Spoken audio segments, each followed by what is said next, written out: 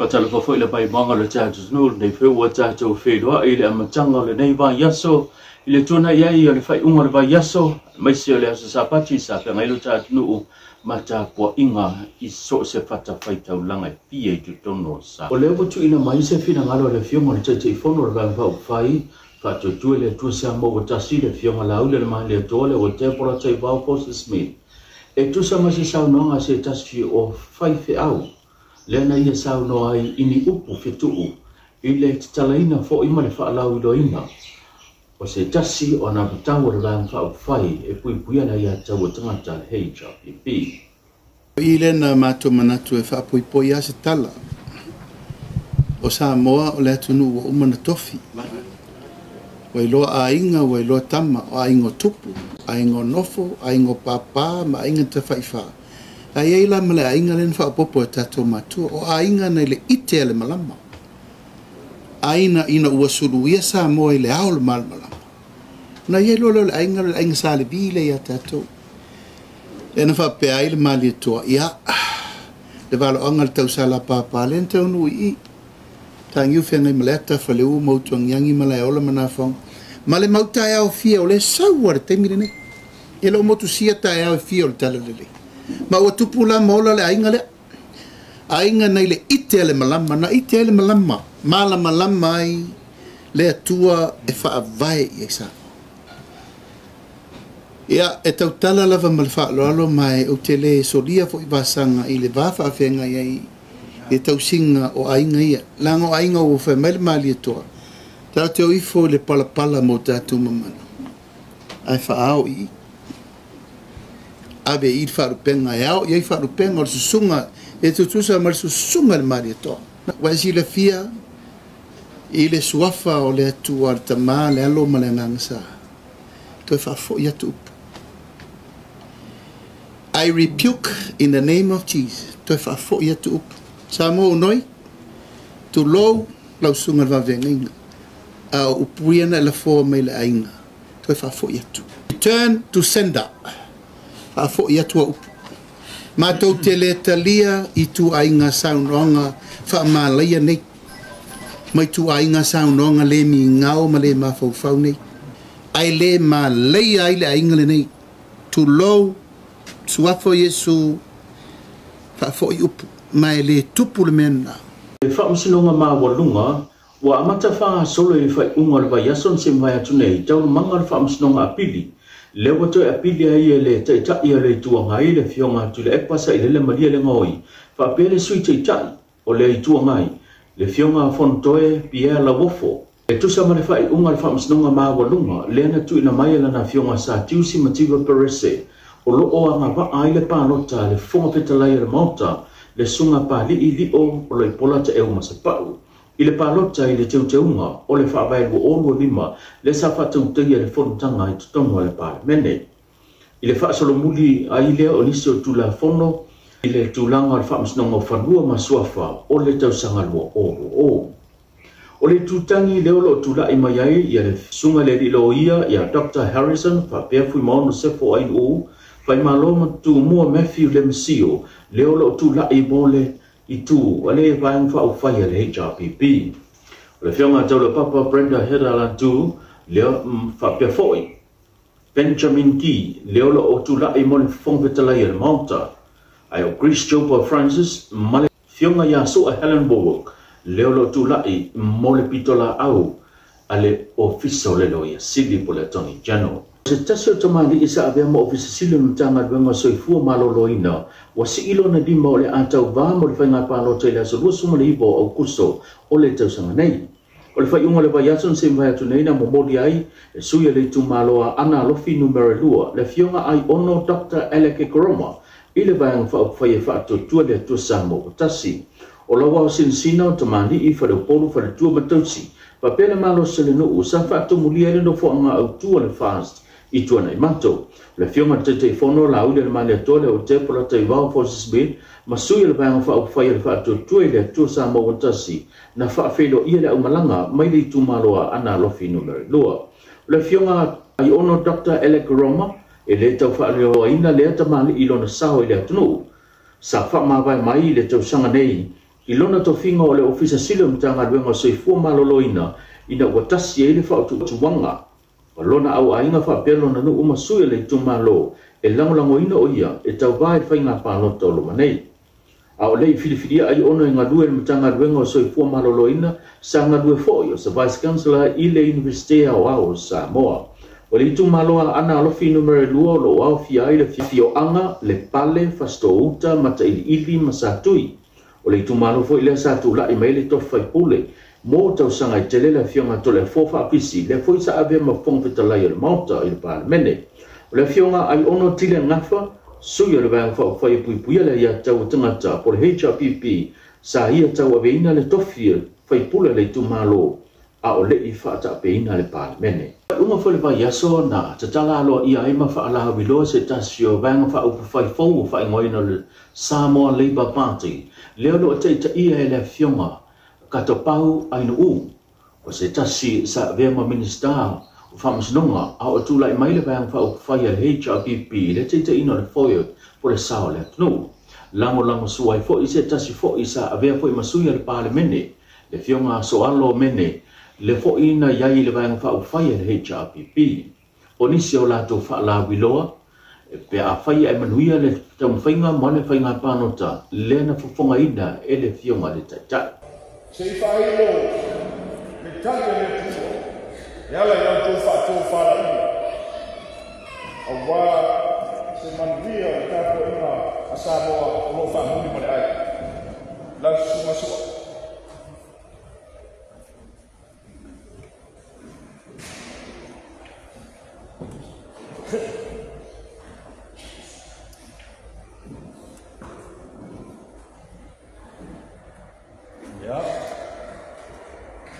Lau sunga i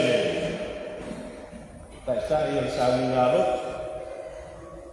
Lau sunga le koeina le pūlenga le whanga mwhale ase la. Lau sunga tūtonga le ofa. Le pa ia tēne ni mamaru le nei wha o tūtonga. Manatu o lea wa mae o na pai e le fufonga le aso. Ia saa ma whai ngāo le nei tai au. O na whapeleo se vale wainga.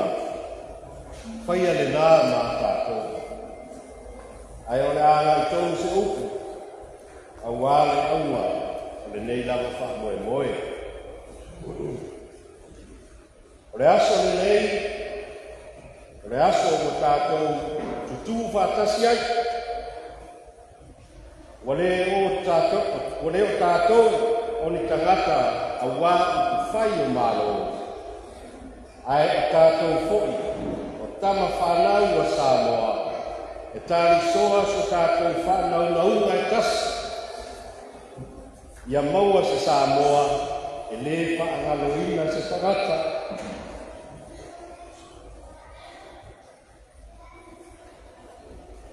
Se Samoa, e ngawhatia o na maua tau mafa, masa soa vaila mai lunga o lana la ai. Se Samoa e tofu māputanga e mamuai. Se Samoa e soifua matari tonu e iai no na wha moe mo ātai au. Le mamarue o le tali tonunga mau tutu o le lepa. O Samoa o se atu nuu wha manu ia ina. E fusia e tātou, e la tātou anga nuku māna i whanua. E fusia e tātou, e le mārosu le talitonunga wha keresiana. E si o mia e tātou, i wha manu iara mai o tātou ele marisami. O lo tātou tofi lea, mai le atua. Ai pangara malea. Toa tele na wā ainga o lo fina finau ma le whita. Toa tele tama whanau tala mou o malanga e se atu e tau sa ili se whaumua. Wha manuianga i atu nuu i whafu. Ona ua onge a noa whai ngā ruenga i te tonu o si o tātou atu nuu. Toa tele na wā mātua e tau sufi. Se vai panoa a wā pili a onga le whanau. O le pili o le mōri ai mai se pili o whane maa. Mo tonga fitinga. Ai e tau ea o na tupu le nei mea. E talitonu le vaenga whai le nei a le leipa. O le mālo Samoa, o le mālo tangata. Mō tangata o malama. Ai leo se mālo mō nā o le au mau mea, ma le au mālo rosi. Ma o le so, whaalau no ai, e le leipa, se vaainga fōu mō Samoa. O se rumanai, e le whaangaluina ai se tasi. Ai mana tua pea a fia isi o na vau. O se rumanai e whausia i runga o tau tinonga nei, o ngā ruenga mō tangata uma. E whaikau afe maafe ngā ruenga o ngā mātou ka pena ina. Ngā ruenga ka vato ala. Ngā ruenga ka tele, te o construction. Tangata ka whao ko turisi. A o onga. Ai maise o le pui puia o le si o manga. Ngā ruenga mō le au taravou. Ngā ruenga e whaua i Samoa. O a onga mō tangata uma. E a onga fua tamaiti i a onga le mālosi i a o lava i masenga skutobu. O le a whaatua o onga matata i se ese i vaia se ese o le atu mungu. Ina ia whaingo fia o na maua e tātou whanau tu mai. O anga baa mo o mia o ngā ruenga i kutongi le rei. O soifua malolo ina o ainga kai tasi. E le te tau o na iai se tangata i tau mawhau. Pei whaatau mua mea ai po vai la au whafo maa. O lea mātou te pena ina po kahame ma ai. E ma ai fua ai po maa. E au noa ma se pili e totongi ina. O le au mai a fo i o fo mai i totonu o afi o angata i tasi. O le ngā whakia o le tau o le soi fuanga o ia i nei. O le āngātou na tua whaikikia le tau o le soi fuanga. Ina ia oane toi maua ni vai moa ta i ono ta i fitu tā la i vai moa tasi. O ni tā ngā leisa o tau na tā te whapena fo i le tisi. A ia ngā whakia e le mabana uma o le atunu. E mātou te pui pui a fo i kusinisi la iti. Ma whātou la ia me au whai whātou anga. O maota o whale mātitanga. E mātou te whitosoani e toi whausia ma whale leia. O whale mo atitanga o aina. E ka pena fo i se whainga. Mo se poroketi e tau o fia ai. O na maua ni whale mo tangata whainga ruenga. O le whitosoani mo tangata mātitua. O e iai mana onga tu mau. O matua tausi. O matua nofo to atasi ma e mo le ai ni ngā ruenga. O se māroa rofa e maua le mārosi. E ma aia le nei i lātou. Na au maia e tātou le mea le tātou iai nei. A toa mai lātou o mana i ia se whitosoani. O se Samoa mo oe mā. E mātou te tineia le tuina nau whaasori tū la whono. Whaafoi mai le mālo whaatua tuaina. Ma ia sao whanā, āwhi o ala umma, i whai ngā whiripiringa, e a whi ai no tātou soi kuanga. O le vaenga whai nei e le leipa, e whaakatau mō tangata. E vaai le whitai tua o whai whaatuanga i savai. E vaai le whai aonga i a leipaka, whanganoa ma isi nuku. E vaai le tausi soi fua i palau, i tua siri, i sa taua, ma isi whapena ia pia nei. E vaai foi, i le tau kai whanota i manono ma aporima. E vaai ia i a tau e iai manono atu mau. E vaai ia oe ma, o lou fatu, o lou anganga, ma lou mauri, a wā oe ma, o le Samoa. Lo watu no ue, e leo se i tu aso ea le nei, e awai le tātou tutu whatas.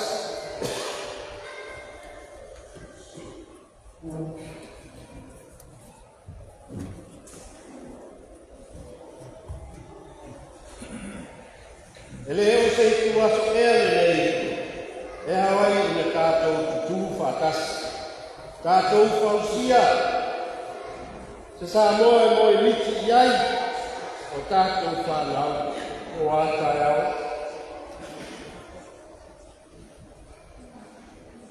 E mawhai ai, e so se tina ma le tamā o na tō whawhai le pō e au noa ma le whetu. E whātu mau le whaaloalo i tangata mātutua. E manu i ai, so se talabou i Samoa nei i lona lava a ina. E leo no mātou i māfu ai, ai mō Samoa a kai au. O le vaenga whaupai e le leipa mō tangata, o le leipa mō Samoa.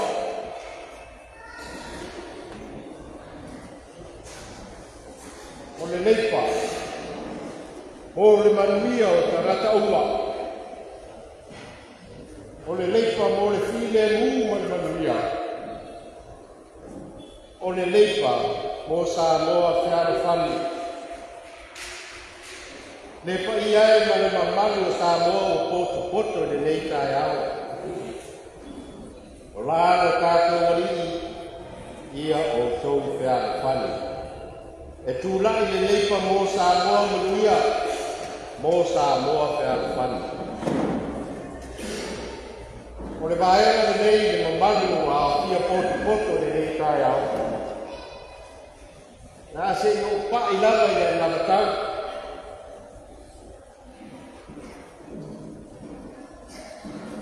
O le anamatau a whausia e vaenga whai le nei. O le talitonunga e manu i a ai Samoa. O le talitonunga e tani atu whaki ka uni o whiangai mano tātou atunu i le nei vai teni. O le poutu mua mua o le anamatau le nei, e ati a se tamau a inga malosi, developing a strong economy.